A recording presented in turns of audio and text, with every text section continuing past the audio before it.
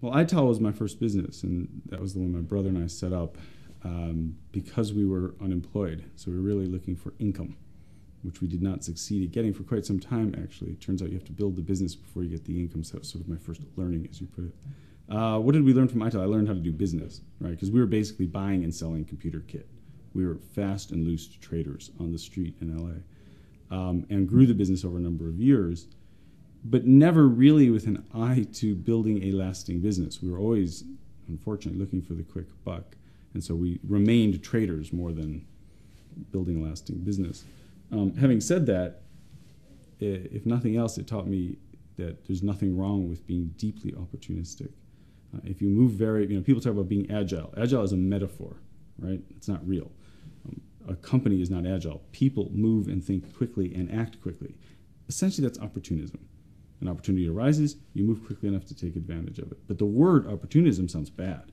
The word agile somehow sounds good. Okay, so what's the difference? Well, the difference is you're just painting the same thing in another color, right? And there is a lot to be said for being opportunistic. Having said that, I find over and over again that people who've not run real businesses, who've not had to make payroll, who've not had to wake up with an inadequacy of capital, i.e. investors, frequently preach focus, and they preach discipline, and they preach focusing solely on the intended outcome. I think it's a grave mistake. A longitudinal study was done a few years ago in the US looking at companies that had, over a period of 20 or 30 years, grown to be very, very large, Fortune 500. And they tracked back to their earliest days and tried to understand what was it about them that would then eventually, did they have attributes in common?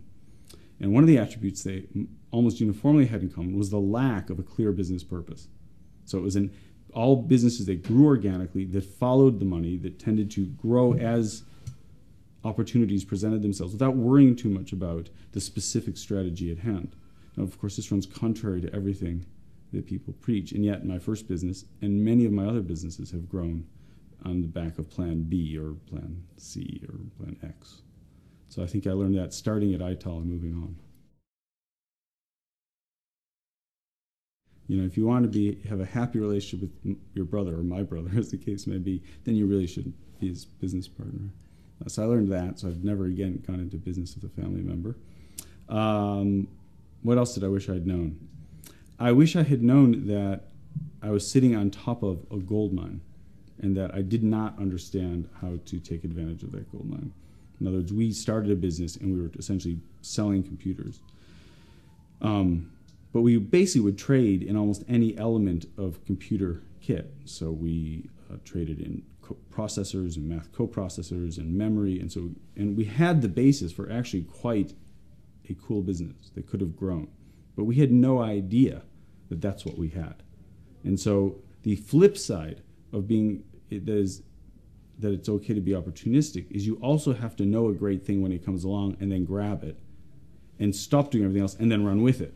And so if you don't have the ability to spot the large business in what you're doing, then being opportunistic means you will always merely be trading like we were. And ultimately, the business didn't grow into a large business. We sold it as a modest business to somebody else for a modest sum.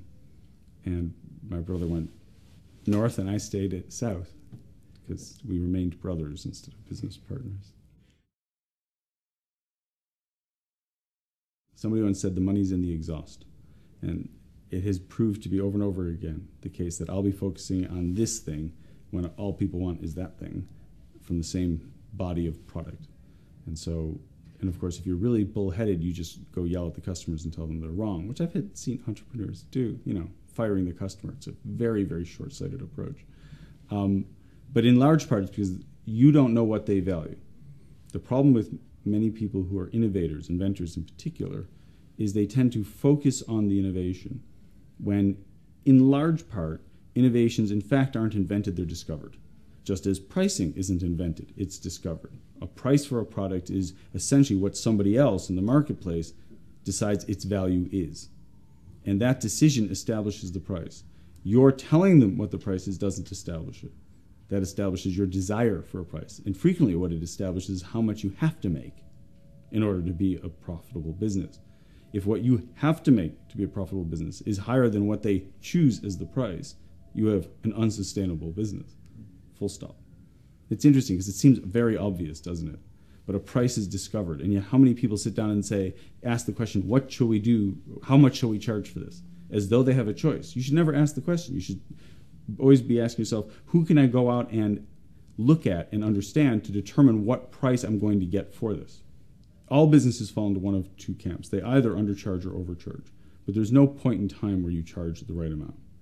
Because people either buy very quickly knowing that you've left money on the table, or you'll find that it's really a push to get that out the door because you're charging too much for it. There's a band and you're never on the money. Having said that, small businesses suffer from insecurity, quite rightly. If you have to make payroll, you'd rather make enough to make payroll than not make payroll. It's like somebody said, what's it like, how does it feel being 50? I said, compared to what? Not being 50? It feels great. Dead sucks. Same thing in business. And so almost all entrepreneurs undercharge.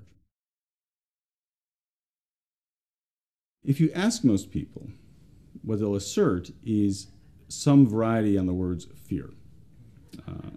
They'll say it's very risky, fear. And in fact, you'll hear a lot of the mythos from our government that Britain, whether it's the whole of UK, is a risk-adverse culture relative to, and of course, it's like having a younger and older sibling who always is, the annoying child, right? They're always perfect. They always do things. Britain casts U.S. in that role in this relationship. Well, they're more entrepreneurial than you. Why can't you be more like the U.S.? I mean, I hate to say it, but labor always sounds like a nagging parent.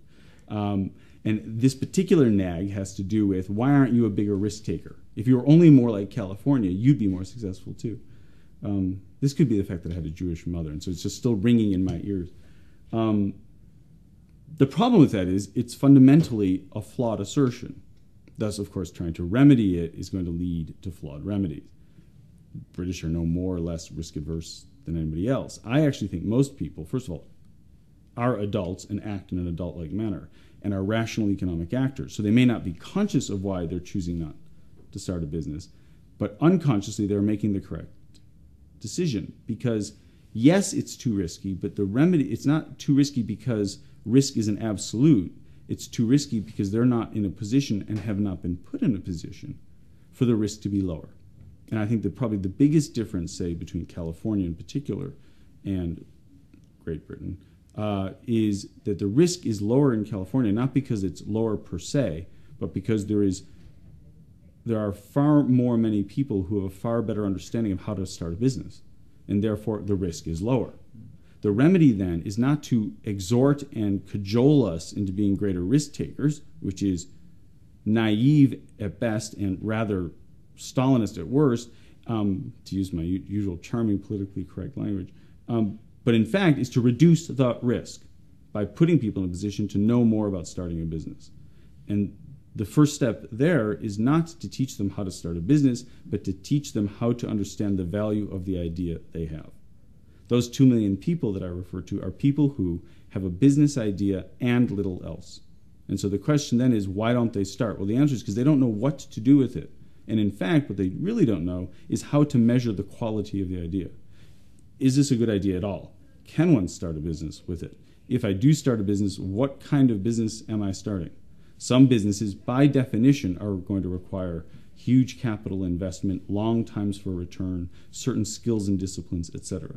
Other businesses require very little capital, if not none, can be started immediately, and actually, if you start them in the right fashion, present very low risk with a very high likelihood of reasonable success, but possibly have no opportunity to scale. Therefore, are perhaps a business that creates an income and not an opportunity to sell. But you need to know what kind of idea you've taken a hold of in the beginning, so you, A, to see whether or not it lines up with what you want, and B, whether or not you're in a position to meet the requirements of that idea.